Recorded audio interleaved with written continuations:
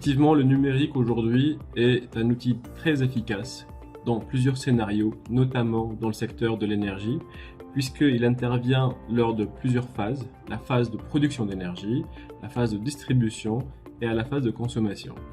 Alors, lors de la production d'énergie, on parle maintenant de production d'énergie verte, et dans cette production-là, il y a la partie onduleur qui est la partie la plus intelligente, et Huawei contribue énormément dans cette partie-là, puisqu'on est leader mondial dans ce secteur, et il y a une prolifération exponentielle maintenant de ce genre de déploiement dans le monde.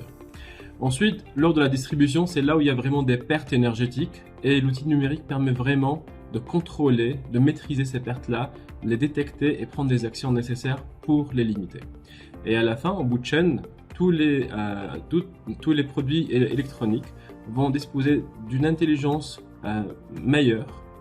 qui lui permet de consommer moins et de façon plus efficace. Et du coup, on peut voir que le numérique, il intervient sur toute la chaîne de bout en bout pour une meilleure optimisation de la consommation et de la production.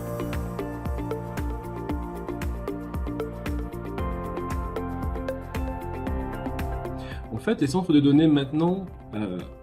représentent une brique très importante et essentielle dans la transformation numérique qu'on est en train de vivre, puisqu'on a besoin de stocker l'information, la traiter, et tout simplement on a besoin de centres de données pour faire ça. Et le fait qu'elles consomment beaucoup, ça vient directement du fait que les systèmes de refroidissement de ces grosses machines consomment de l'énergie. Mais il y a toujours des solutions, parce que Huawei, à travers la conception, le design de ces solutions-là, en choisissant le meilleur endroit pour implémenter ces centres de données, et aussi avec des technologies nouvelles comme le tow cooling, c'est le refroidissement automatique qui permet une meilleure consommation d'énergie, et bien sûr l'IA, l'intelligence artificielle, qui permet de contrôler la consommation et être plus efficace dans ces systèmes-là.